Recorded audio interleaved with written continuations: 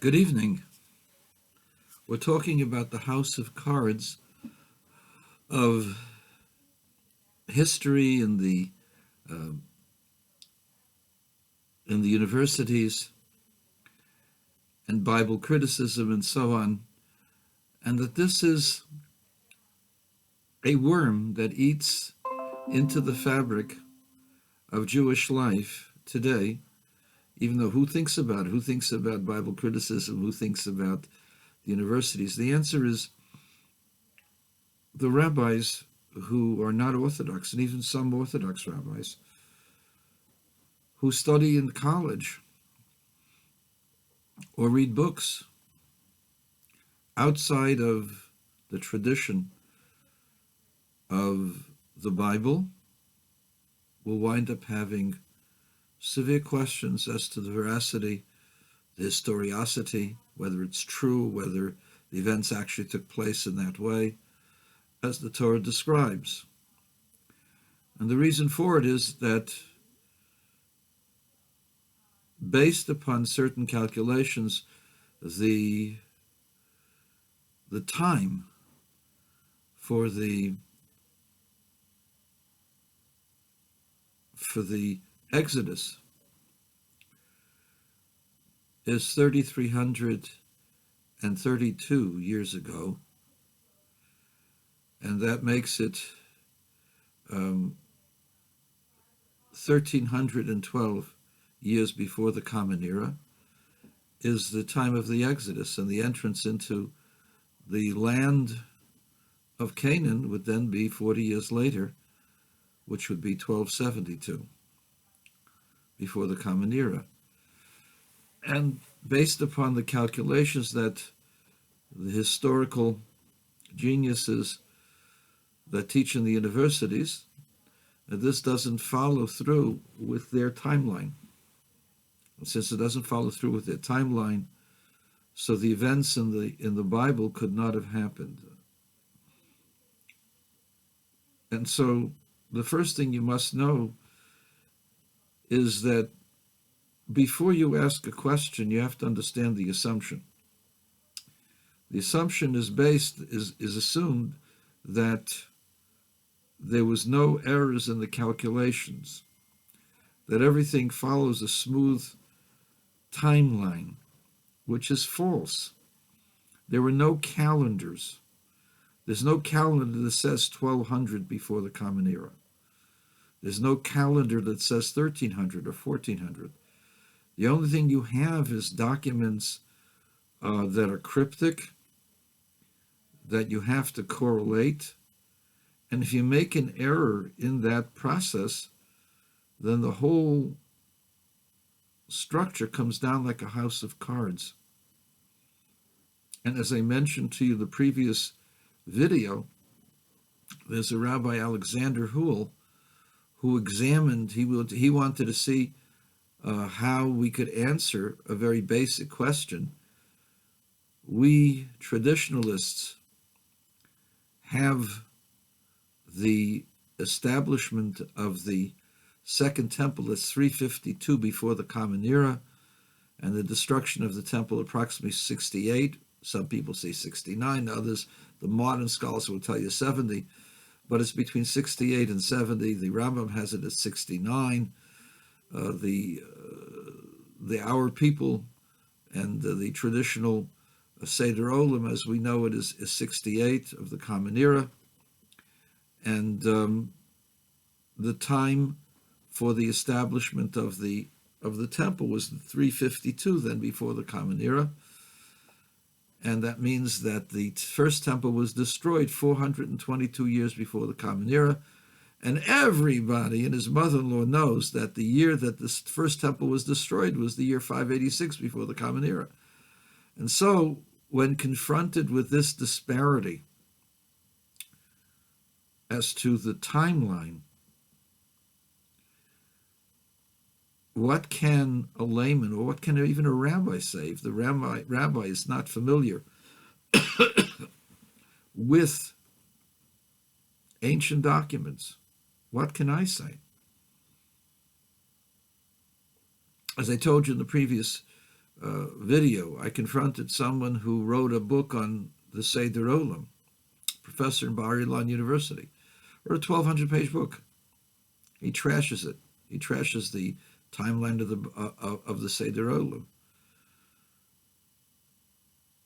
So along comes this Alexander Hull, who's a believing Jew and doesn't leave anything superficial. And he wants to see what the basis of the timeline is. And he finds out that the basis of the timeline that you have in the universities comes from primarily 17 documents written by Jews in Elephantine that have on one side of the ledger, they have, or on one line of the document, they have the secular Egyptian date, which corresponds primarily to our dating system, except for leap years, and the Babylonian, he calls it the Babylonian, but it's really the Jewish timeline that goes by the lunar calendar. There are 17 contracts that they base their timeline on, because those contracts mention certain kings, and by creating the timeline of the kings, they have, so to speak, helped with other documents setting a certain dates for certain events. The problem with that is that the dates that are found in the documents don't add up to the actual dates as they're found, as they're suggested. He finds that only 8 or 9 line up exactly, the Hebrew with the secular. And of the other 8 or 9, only 15 actually line up if you explain that in 6 of the documents they wrote it at night, and at night the Hebrew date is the next day and the English date is still the day before. But you still have 2 documents that don't fit. Then he tested it, this against when the Seder Olam says those events took place, or those kings were kings. And to his pleasure, 15 of the documents line up exactly. And if you explain the other 2, that this was done at night, and therefore the Hebrew or the Babylonian would be the next day, and the previous day was still in the Egyptian, they line up 17 out of 17. Exactly. So what does that tell you? You could ask, well, how do you know that it's true? He's just because he says so. My colleague, former student, but my colleague, Professor Shlomo Sovolovsky, checked the dates with the computer. And he says that Rabbi Hull is spot on. So what does it tell you? It tells you that the whole dating system is out of whack. If the whole dating system is out of whack, then how can you question the events of the Torah? You're looking in the wrong time period.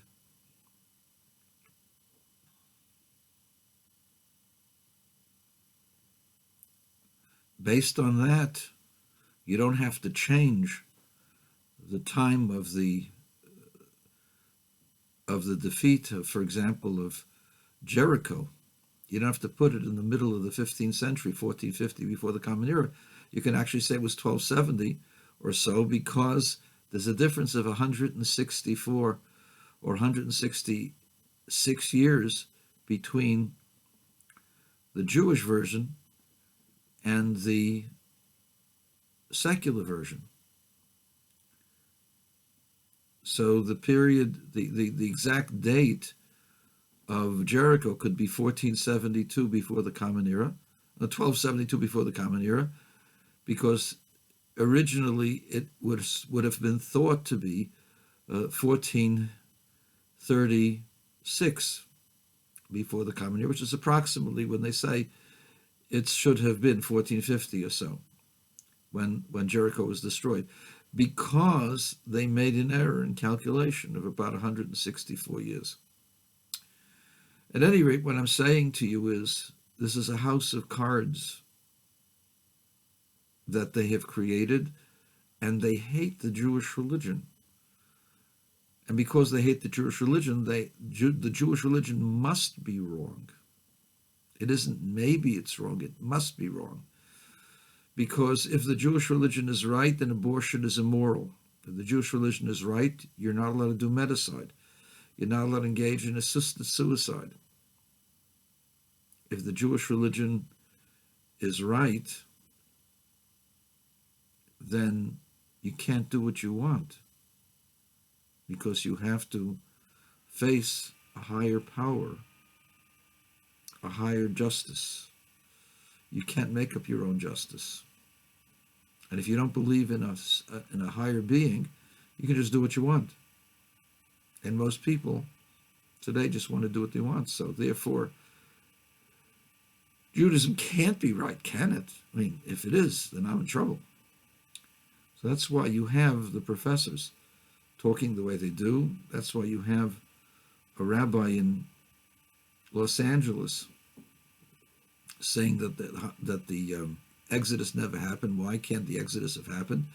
Because there's no historical record. The reason why there's no historical record, you're looking in the wrong place. You've got the wrong timeline.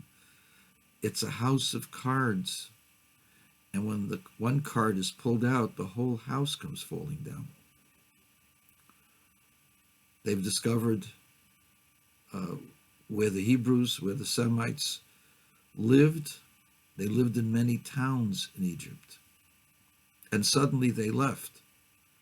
They find a palace with 12 burial vaults. Why would they have 12 burial vaults? The answer is there are 12 sons of Jacob. And that there is a semi-pyramid, there's a pyramid in the back of this palace whose tomb was empty, who looks like a Semite. He's got red hair. And he's wearing a multicolored cloak.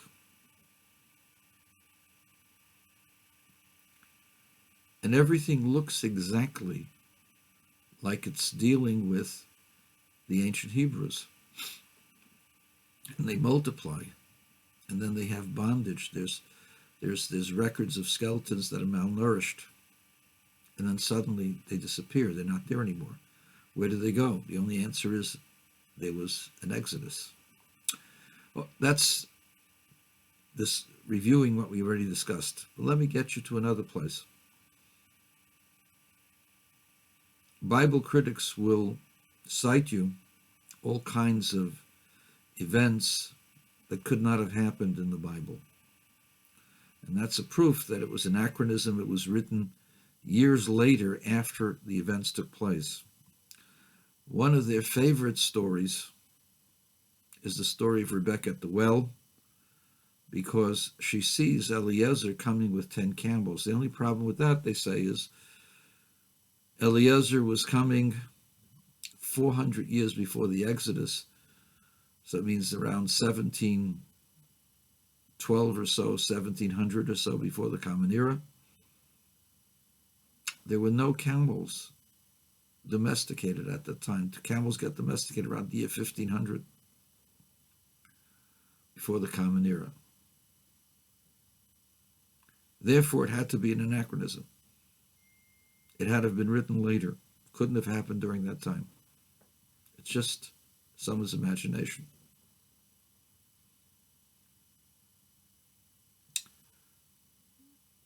They are digs that they've done the last 40, 50, 60 years. They've unearthed ancient cities that were contemporaneous with the time of Abraham.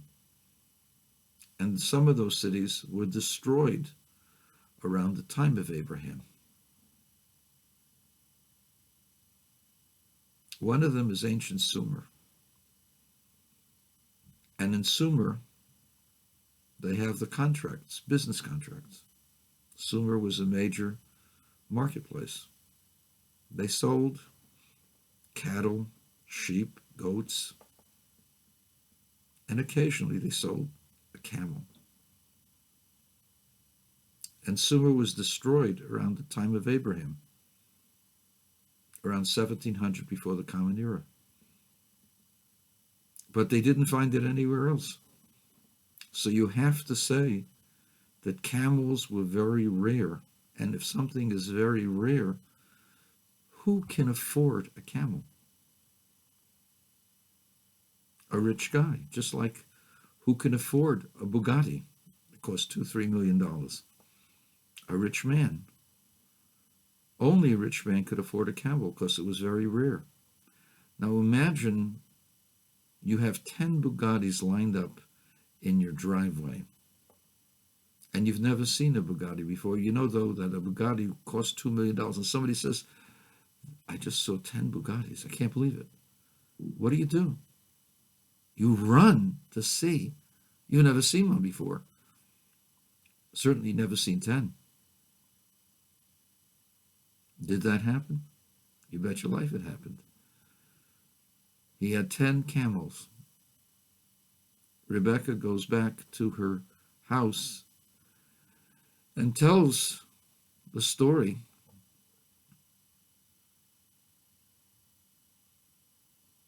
And her brother Laban hears the story that there's a man with 10 camels just gave me these beautiful bracelets and a nose ring.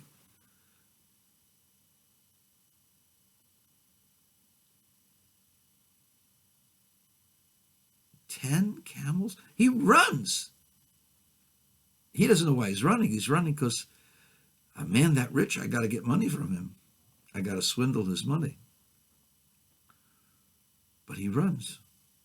And the Torah is very graphic about it. Why is he running? You have your answer. They didn't exist in Haran. They only existed in certain small places. They were very rare, only the very well, and that explains the story. So the question actually helps to explain the story, but if you listen to the professors,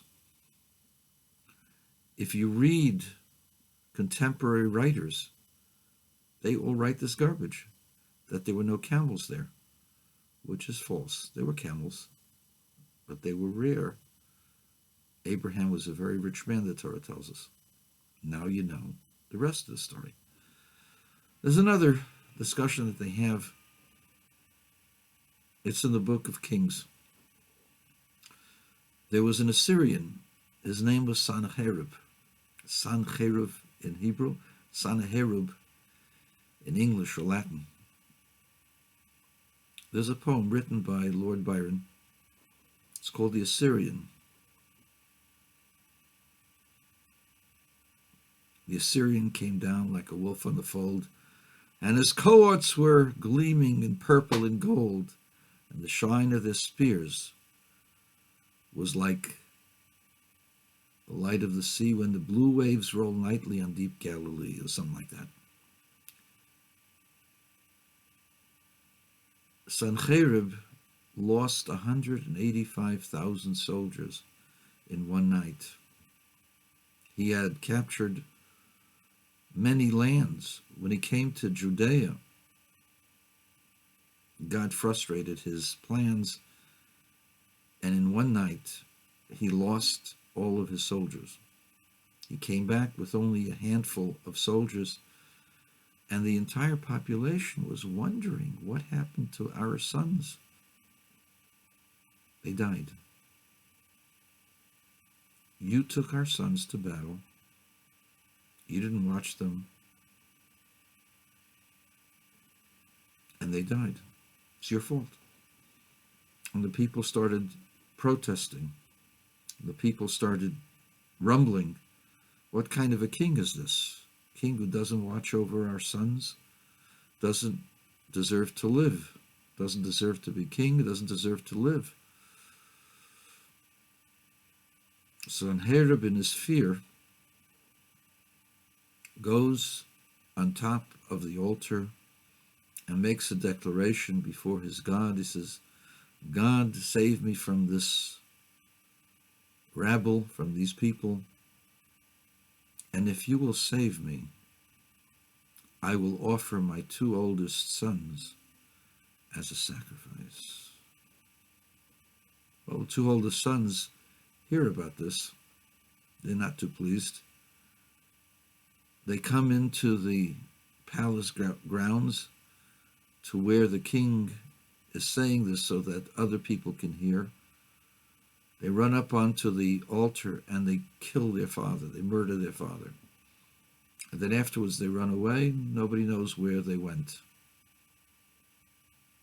Where is this story found? It's only found in the book of Kings.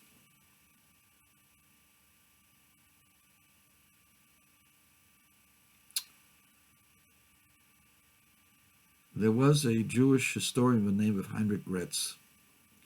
Gretz was a Jew who hated the tradition. And he said, what can I do? I've got the official, I have a copy or the official history book of the kings of Assyria, and nowhere does it say that the sons of Sanherib killed him to prevent him from killing them. Therefore, it couldn't have happened. I'm sorry, it might have been Wellhausen. What might not have been Gretz. Might have been Wellhausen, our dear friend from Germany who hated Jews and hated Jewish tradition. Recently, they unearthed the palaces of the Assyrians, and they found the personal history of Esarhaddon, who was the son and the heir of Sanherib. And he describes how his father, to appease the people, said he was going to offer his sons as a sacrifice. And then his brothers murdered his father, and they disappeared. So now, the book of Kings was written in Judea. Judea is 300-400 miles away from Assyria, maybe 500 miles. It's a huge distance.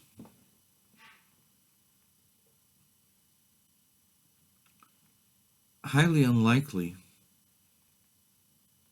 that in the period of time when they had a war, that they had the spies going there to know what's going on in the court. Highly unlikely.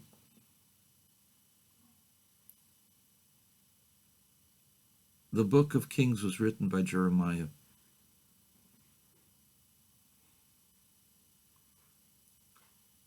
Jeremiah, for all his great accomplishments, to my knowledge, never went to Assyria.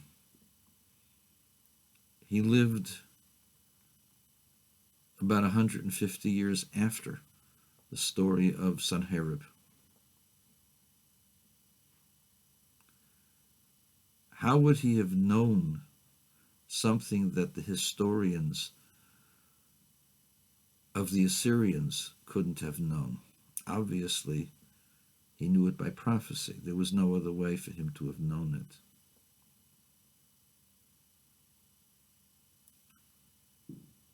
There are many such instances of questions that the Bible critics ask and whose answers have been unearthed only recently. As I told you, it's a house of cards. And you pull a card out, and the whole building comes down. Let's strengthen our faith in the writings of the Torah. Why should you have faith in the writings of the Torah? As I told you, Our teachers were very great men, were holy men, the types of men who never lied and who themselves would not have asked other people to sacrifice their lives for an ideal that they knew was false. It's one thing if you're an idealist and you want to give up your life. It's quite another to demand total devotion from another person, even to the point of self-sacrifice if you have to. The rabbis have a tradition that goes back unbroken to Moses. They knew what happened.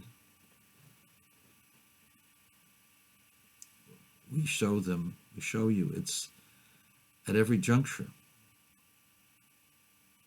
They tell you what happened the previous generation.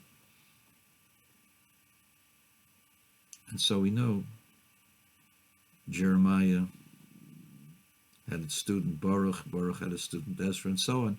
We know the tradition from there, so we know Jeremiah's tradition, where he came from, what time he lived. And therefore, the documents were written by holy people. People like the Lubavitcher Rebbe, people like the Belzer Rebbe, people like Reb Chaim Brisker, people who were above reproach, who would never lie to people, but gave their lives for these documents, for the traditions of these documents. It's a house of cards. One less card, and the building comes down.